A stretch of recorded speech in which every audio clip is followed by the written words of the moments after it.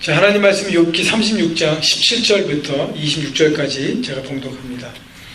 이제는 악인이 받을 벌이 그대에게 가득하였고 심판과 정의가 그대를 잡았으나니 그대는 분노하지 않도록 조심하며 많은 뇌물이 그대를 그릇된 길로 가게 할까 조심하라. 그대의 부르짖음이나 그대의 능력이 어찌 능히 그대가 곤고한 가운데에서 그들을 유익하게 하겠느냐. 그대는 밤을 사모하지 말라. 인생들이 밤에 그들이 있는 곳에서 끌려가리라.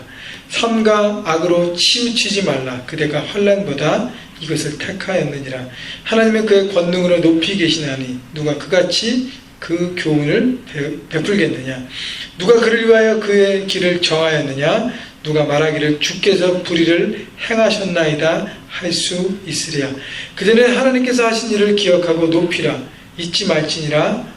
인생이 그의 일을 찬송하였느니라. 그의 일을 모든 사람이 우러러 보나니 먼 데서도 보느니라. 하나님은 높으시니 우리가 그를 알 수 없고 그의 횟수를 헤아릴 수 없느니라. 아멘. 자, 이제 욥기의 마지막 부분에 다 달고 있습니다. 다음 주면 욥기가 마무리되는데 지난 10월부터 우리 2달 반 동안 욥기를 통해서 고난이라는 주제를 여러 각도로 우리가 생각해 보았습니다. 또 매일매일 여러분 말씀 묵상하시면서 어떻게 우리 삶 가운데 있는 고난을 우리가 통과할 수 있을까? 고난은 어떤 의미일까? 어떻게 해야 되는가? 많이 생각했습니다. 자, 고난은 인생의 장애물은 우리 삶에 반드시 있습니까? 없습니까? 반드시 있습니다. 그렇기 때문에 고난을 어떻게 하면 내가 피할 수 있을까 생각하는 게 바른 생각일까요? 아니에요. 잘못된 생각이고 시간 낭비일 뿐입니다. 고난은 우리에게 반드시 있습니다. 어떤 형태로든 우리 삶에 고난과 문제와 환난이 있습니다. 그렇다면 우리가 생각해야 할 것은 무엇인가? 어떻게 우리 인생에서 만나는 고난들을 우리가 통과할 수 있을까를 고민해야 합니다. 욥기를 시작하면서 제가 한번 말씀드렸는데 고난, 시험은 크게 두 가지로 나누어집니다. 하나는 영어로 temptation이에요. 마귀의 시험입니다. 마귀의 시험 목적은 우리를 넘어뜨리고 무너뜨리기 위함입니다. 시험을 통해 하나님의 주인 되심을 버리고 내 자신이 주인 되어서 내 뜻대로 내 욕심과 야망을 채우기 위한 결정을 하게 합니다. 그리고 그것을 우리가 잡는 순간 우리가 무너지도록 만듭니다. 이것이 바로 마귀의 시험, temptation입니다. 자, 두 번째 또 다른 시험은 영어로 테스트입니다. 테스트는 하나님의 시험이에요. 하나님의 시험 목적은 우리를 살리고 견고하게 세우시기 위함입니다. 혹독한 인생의 문제들을 통해 하나님은 우리를 흔들림 없는 영적인 견고한 군사로 세우시려 하는 것입니다. 하나님의 뜻을 알고 깨닫고 품는 성숙한 하나님의 사람으로 만들어 가시는 것이 목적입니다. 마귀의 시험 템테이션은 우리를 무너뜨리는 것이 목적이고 하나님의 시험 테스트는 우리를 살리고 세우고 견고하게 하기 위한 것이 목적이기 때문에 확연하게 다릅니다. 자, 그렇다면 이 하나님의 시험 테스트는 쉬울까요? 어려울까요? 결코 쉽지 않습니다. 어렵습니다. 어떨 때는 욥처럼 끝이 안 보이는 시험 가운데 있기 때문에 어려워요. 과연 이것이 언제까지 올 것인가? 언제까지 내 안에 있을 것인가? 그런데 중요한 것은요, 여러분 학교에서 보는 시험이라든가 그 다음에 라이센스 시험 같은 것, 시험을 준비하는 문제집을 보면 반드시 그 앞에는 뭐가 있습니까? 문제가 있어요. 그리고 맨 뒤에는 뭐가 있어요? answer sheet이 있습니다. 해답이 있어요.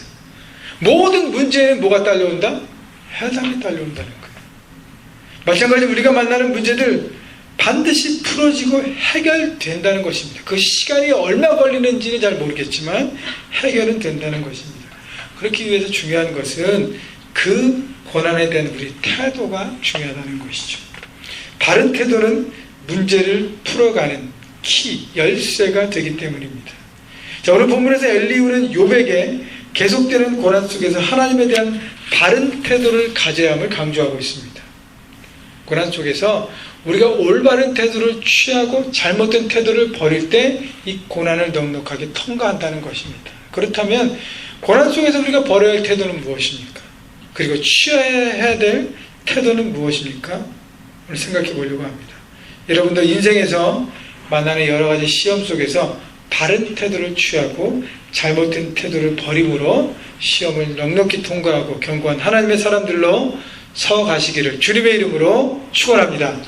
자, 그러면 고난에 대한 바른 태도, 우리가 버려야 할 태도가 먼저 무엇인지 살펴보도록 하겠습니다. 첫째, 우리가 고난 가운데 버려야 될 태도는 무엇인가? 첫째는 분노입니다. 분노.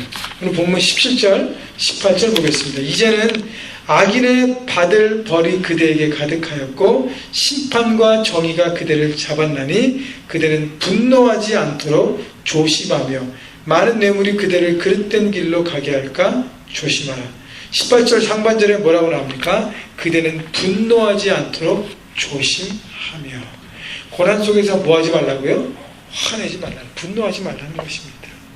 요번요 그렇게 생각한 것 같아요. 나는 아무런 죄도 없는데 지금 이렇게 어려운 고난을 당하고 있고 하나님이 여기에 대해서 침묵하고 계시다. 나는 의로운데, 나는 괜찮은데 하나님께서 나 같은 의로운 자를 적으로 여기시고 고통 가운데로 몰아가신다. 하나님께서 잘못하고 계심을 말하고 있습니다. 그러면서 이렇게 분노를 표출하고 있습니다. 그렇기 때문에 엘리후가 욥에게 고난 가운데 분노하면 안 된다고, 그것은 하나님에 대한 잘못된 태도라고 얘기하고 있습니다. 자, 욥처럼 인생의 고난을 만났을 때 사람들이 왜 분노하죠?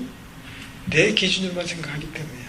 하나님 왜 나예요? 왜? 다른 사람들 다 많은데 왜 나만 이런 문제를 꼭 당합니까? 뭐 때문입니까? 라고 분노합니다. 여러분, 분노, 원망, 불평 다 교만한 사람들이 합니다. 자신들의 기준, 잣대로만 생각하기 때문에. 그리고 더 나아가 하나님이 잘못하고 계신다고 생각하고 나는 맞고 하나님이 틀렸다고 생각합니다. 분노하면서 하나님 왜? 내가 뭘 어째 했는데, 내가 뭐 어떻게 했는데 하나님 하면서 하나님 실수하시는 거 아닙니까? 라고 하나님에 대해서 오히려 불만을 표출합니다. 중심이 나예요. 내 중심으로 생각하면 내가 페이스하고 있는 모든 문제들 나는 받을 필요가 없다고 생각하는 것이죠. 자, 그렇습니다. 고난 속에서 자동적으로 나오는 것은 불평과 불만입니다. 이것은 누가 가르쳐주지 않아도요 자동적으로 나옵니다. 고난의 때 가장 범죄하기 쉬운 죄악이 바로 이 원망과 불평입니다. 하나님께서 이집트에서 노예로 살고 있던 이스라엘 백성들을 구원하셔서 자유케 하시고 많은 기적을 통해서 광야로 인도하셨습니다. 이스라엘 백성들의 광야는요 하나님의 사람으로 훈련되어지는 고난의 장소였습니다. 그런데 이스라엘 백성들이 광야에서 망한 이유는 바로 원망과 불평 때문이에요. 원망보다도 치명적인 죄악이 없다는 것입니다. 민수기 14장 27절 28절에 보면 이런 말씀이 기록되어 있어요. 나를 원망하는 이 악한 회중에게 내가 어느 때까지 참으랴. 이스라엘 자손이 나를 향하여 원망하는 바 그 원망하는 말을 내가 들었노라. 그들에게 이르기를 여호와의 말씀에 내 삶을 두고 맹세하노라. 너희 말이 내 귀에 들린 대로 내가 너희에게 행하리니. 하나님은 말씀하시는 하나님이에요. 말씀으로 세상을 창조하시고 다스리십니다. 그러나 하나님은 동시에 들으시는 하나님이에요. 우리의 말 한마디를 다 들으신다고 말씀하십니다. 여러분, 이스라엘이 망한 이유는 뭐냐면 그들이 죽겠다, 광야에서 죽겠다 그러니까 하나님 죽여준 거예요. 망한다 그러니까 망하게 한 것입니다. 어떻게 해요? 네 믿음대로 될지어다.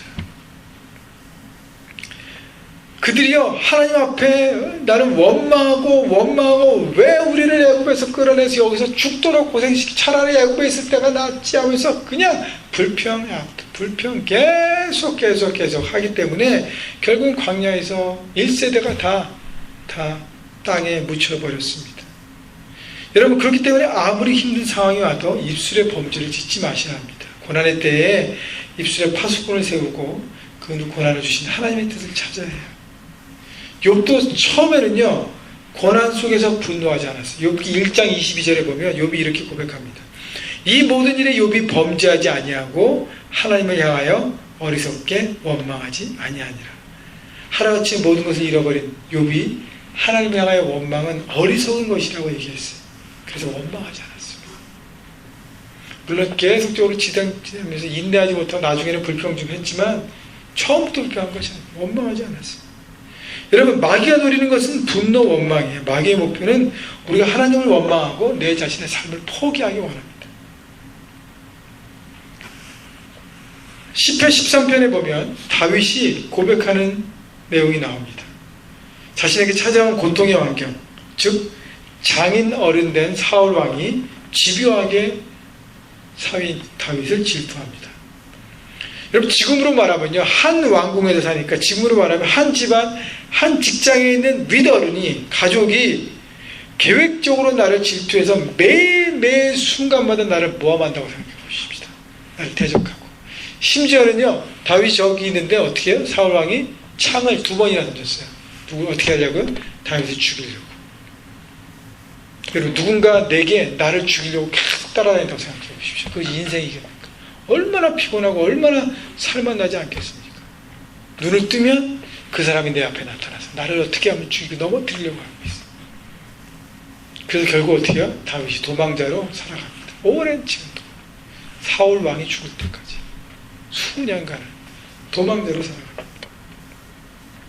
여러분, 그 시간을 보내면서 다윗이 이렇게 고백해요. 여호와여, 어느 때까지니까 나를 영영히 잊으시나이까? 주의 얼굴을 나에게서 언제까지 숨기시겠나이까? 고백했어요. 자신이 처한 절망의 상황 속에서 절규하면서, 하나님, 내 인생에 왜 이런 일이 있어야 합니까? 하필 왜 나입니까? 왜 우리 가정입니까? 하나님, 왜 우리 비즈니스입니까? 하나님, 왜 우리 교회입니까? 그리고 왜 하나님 이 절망 가운데서 우리를 돌아보지 않으십니까? 절규하며 하나님 앞에 나타나 고백했습니다. 근데 다윗이 승리했던 키는 뭐냐면, 이 절규와 분노 가운데 머물지 않았어요. 거기서 분노를 버리고 다시 하나님을 향해 눈을 들었습니다. 우리가 인간이기 때문에 순간 분노할 수 있어요. 순간 절규하며 원망할 수 있어요. 그러나 빨리 그것이 원망과 잘못된 것을 깨닫고 거기서 돌아와야 한다는 것입니다. 버려야 한다는 것이죠. 절망 속에서 하나님 원망하지 않고 도리어 믿음을 선택해서, 그래서 다윗이 똑같은 시편 13편 5절에 이렇게 고백합니다. 나는 오직 주의 인자하심을 의뢰하였사오니 내 마음은 주의 구원을 기뻐하리이다. 하나님을 바라보면서 고난을 더 이상 고통으로 바라보지 않고 이 일을 통해서 이루시는 하나님을 향해 믿음의 눈을 들었어요. 그리고 통과했습니다. 여러분, 절망 속에서, 인생의 고난 속에서 자연스럽게 생기는 불평과 불만과 분노 깨달으시고 속히 버리십시오.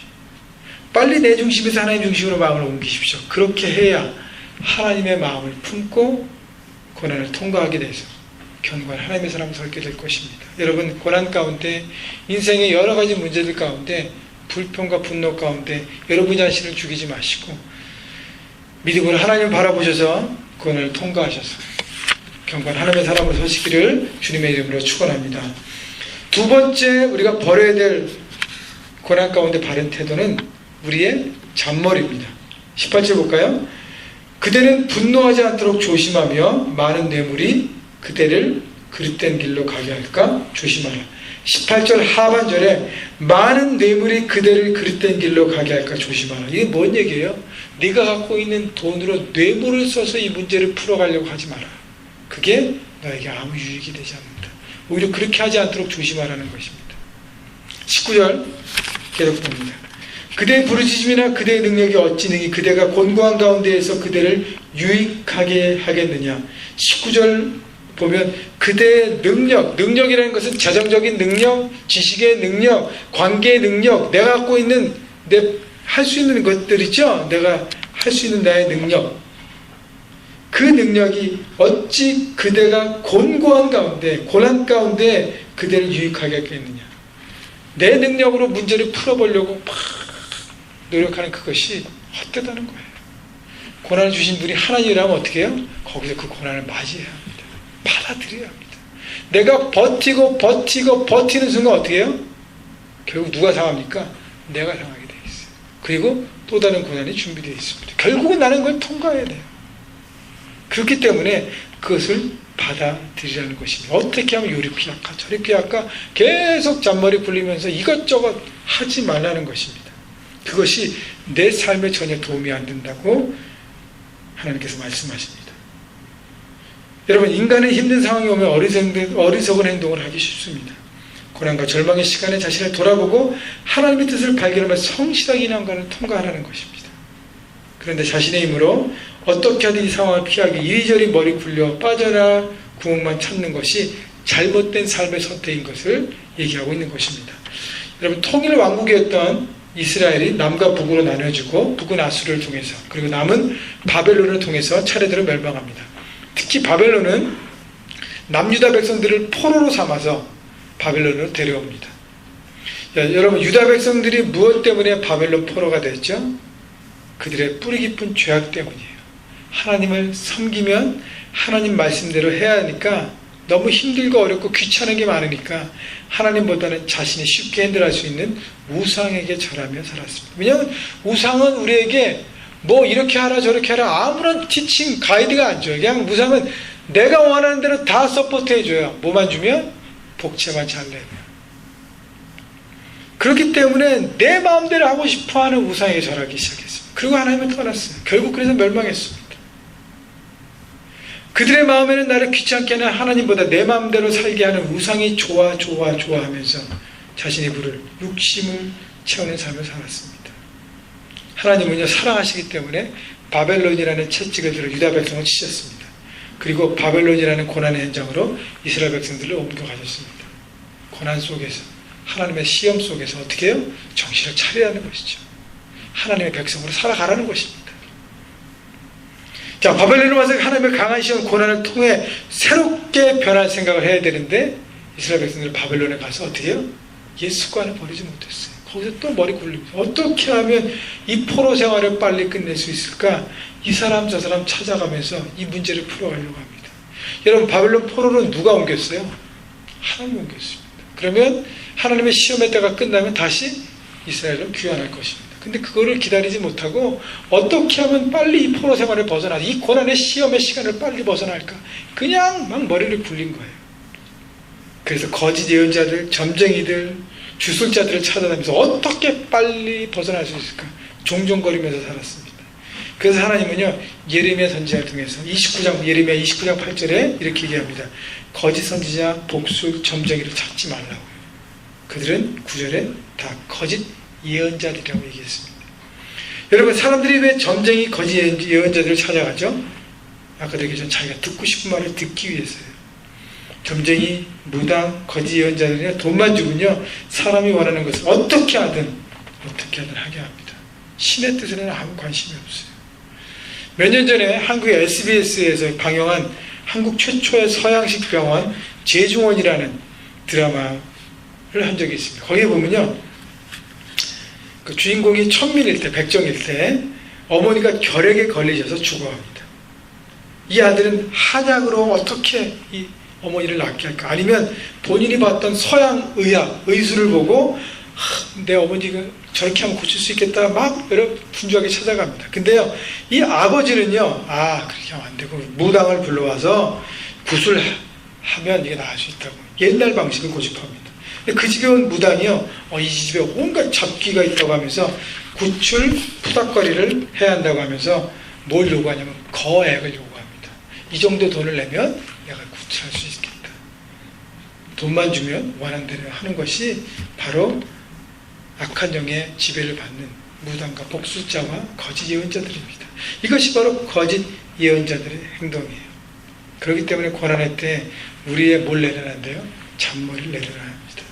그 머리를 쓰면 쓸수록 우리의 고난의 기간은, 훈련의 기간은 연장되고 오래감을 잊지 마십시오. 하나님께서 이스라엘 백성들에게 왜 포로 생활에는 고난, 즉 훈련의 장을 주셨는지를 생각해 보십시오. 그동안 추구했던 삶의 방식을 바꾸라는 것입니다.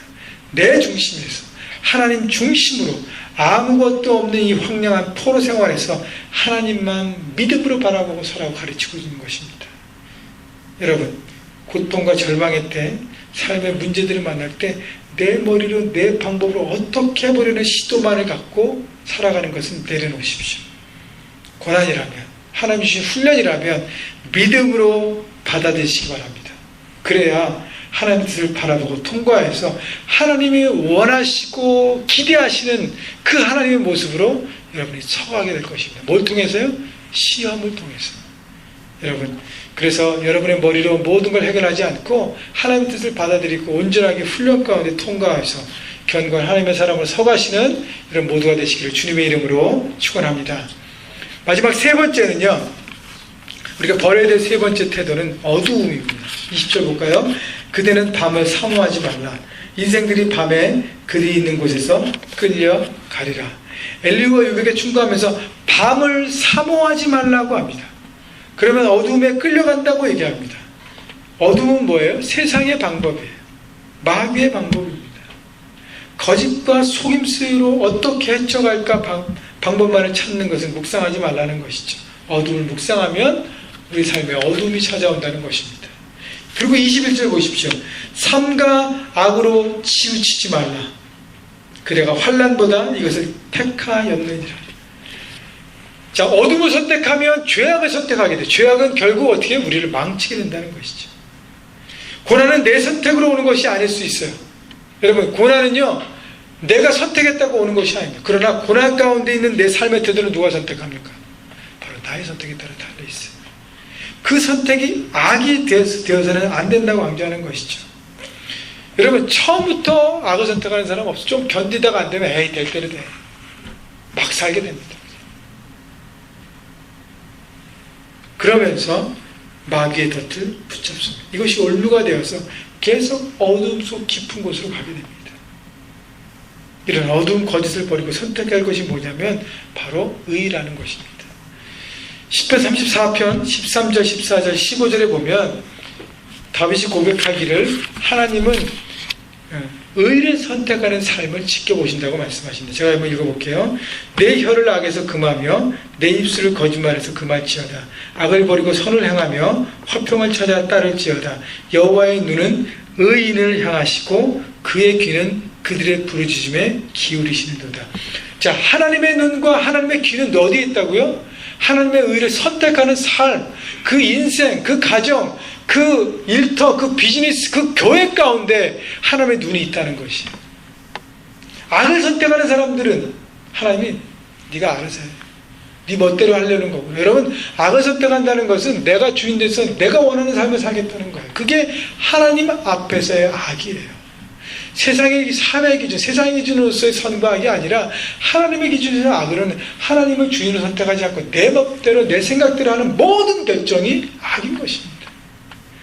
하나님은 거기에는 눈을 보지 않으시고 귀를 기울이지 않으십니다. 그러나 힘들지만 어렵지만 고난의 모든 어려운 상황 가운데 힘들지만 하나님의 선을 선택하고 하나님의 방법을 선택하고 기다리며 인내하는 모든 인생의 부르짖음을 들으신다고 말씀하시고 그 인생의 결정 가운데 내가 보고 있다고 말씀하십니다.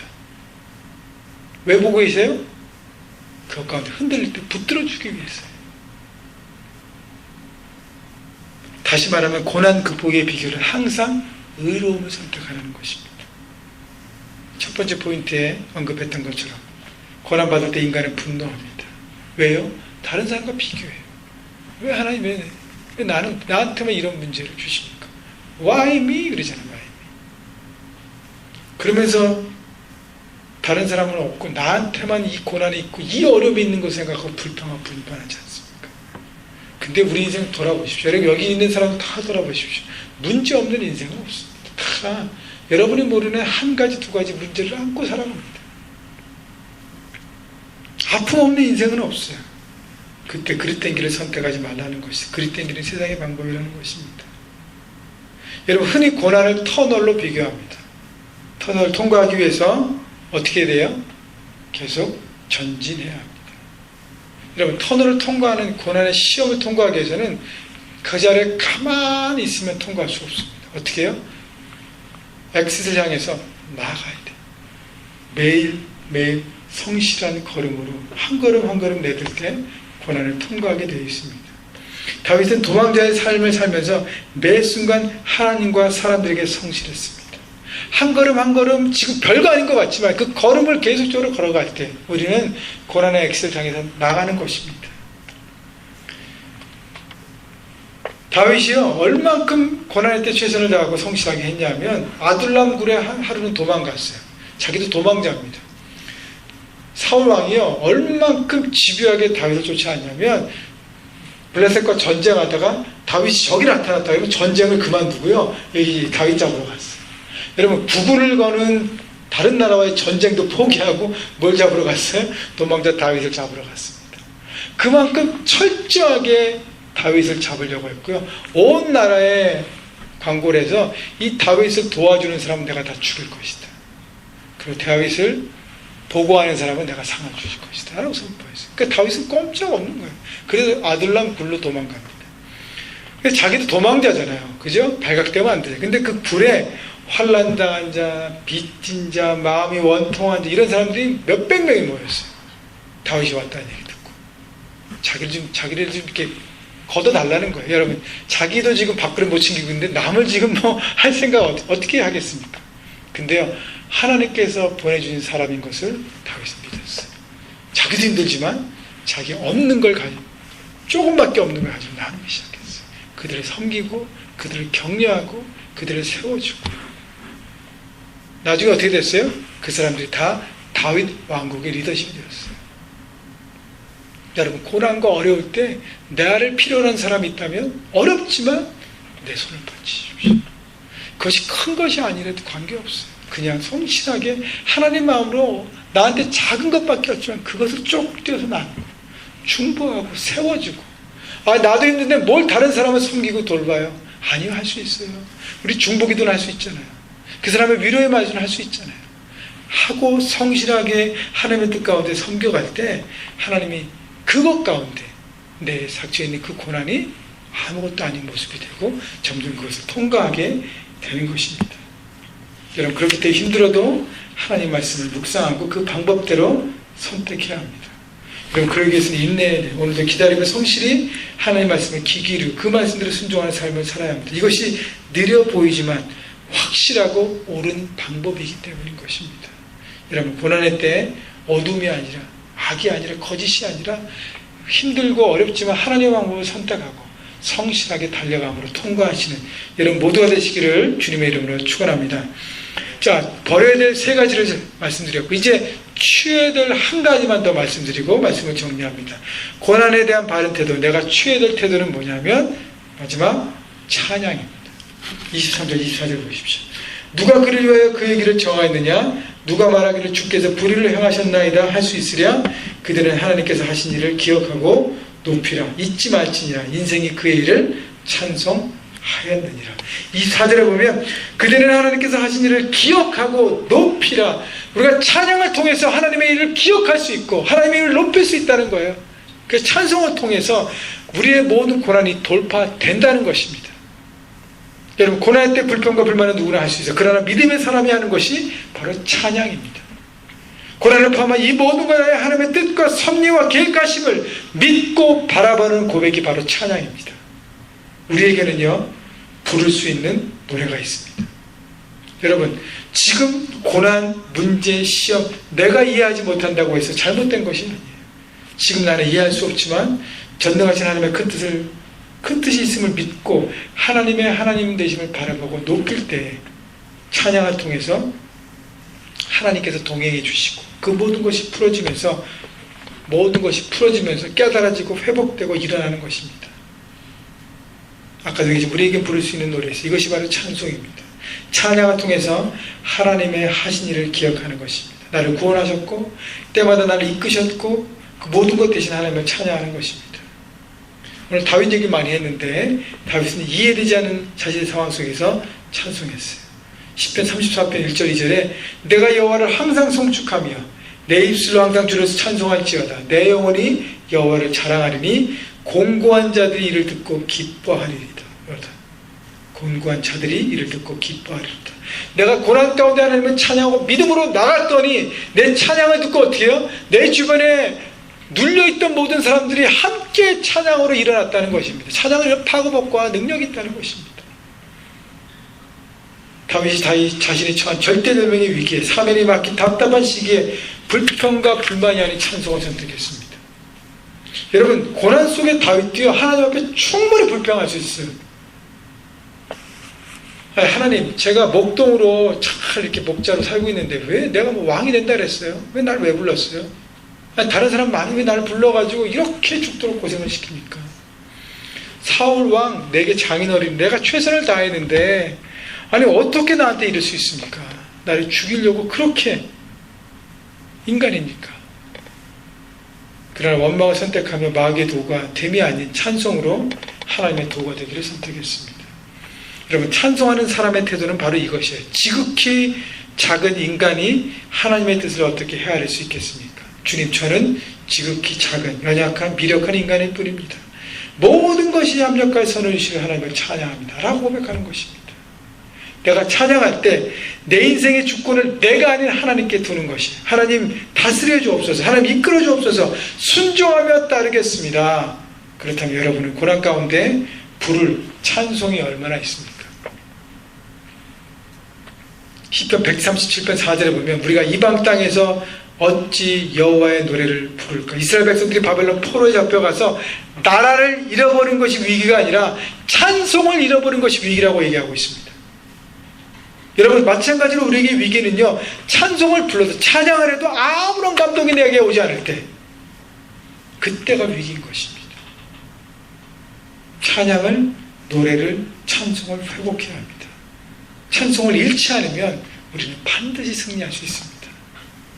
그래서 평상시에 찬양을 많이 불러야 돼요. 부를 수 있는 노래, 여러분의 눈물과 간증이 들어간 찬송이 최소한 한 5곡 정도는 있어요. 최소한. 그 찬양을 부를 때마다 그렇지, 그때 하나님이 내 삶 가운데 역사하셨지, 내가 그것을 붙들고 일어났지, 그런데 내가 왜 이것 때문에 이렇게 주저앉아 있어, 내가 다시 일어나야지. 그 찬양을 부르면 다시 일어나는 거예요. 그것이 찬양의 능력인 것입니다. 우리에겐 부를 수 있는 노래가 있습니다. 그러기에 어떠한 위기가 와도 찬송하며 승리할 수 있습니다. 하나님하고 부를 때 우리 삶의 전율이 느껴지고 내 삶의 모든 것들이 하나님의 능력의 장중 아래 붙잡혀 있음을 우리가 경험하기 시작하는 것입니다. 여러분, 이 시간에 하나님의 이름을 부르십시오. 공고한 자들이 힘을 잃고 넘어진 자들이 기뻐할 것이라고 다윗이 고백했습니다. 전능하신 주 나의 하나님이여, 주는 나의 힘이여, 보라 하나님의 능력을. 찬양한 능력의 통로입니다. 찬송할 때 기적이 일어납니다. 마치 바울과 실라가 옥문에 갇혀 밤새도록 하나님을 찬양했을 때 그 창고가 열리고 그 간수가 주님 앞에 돌아오는 그 가정이 하나님의 앞에 돌아오는 놀라운 기적이 일어났습니다. 찬양의 능력이 있어요. 고난 가운데 침체되었던 영혼이 새롭게 되고 생명 되신 그분을 바라보며 일어나게 될 것입니다. 여러분, 전능하신 하나님을 바라보며 찬양하십시오. 고난을 이겨낼 수 있고요, 그래서 하나님의 사람으로 견고하게 서하게 될 것입니다. 오늘 고난에 대해 바른 태도 얘기했는데, 버려야 될 것은 첫째 뭐라 그랬어요? 분노와 원망. Why me라는 내 중립을 생각해서 Why not me? 나도 받을 수 있다고 생각하는 하나님을 바라보는 생각 태도를 바꾸십시오. 내 머리 굴리는 모든 부분들을 버리십시다. 참깨를 버리십시오. 받아야 될 고난이라면 믿음으로 받아들이십시다. 그리고 어둠을 버리십시오. 거짓과 속임으로 어떻게 하든 넘겨갈 거 생각하지 마시고 오히려 반대로 의로움을 바라보고 선한 길 선택하며 나가십시오. 성실함으로.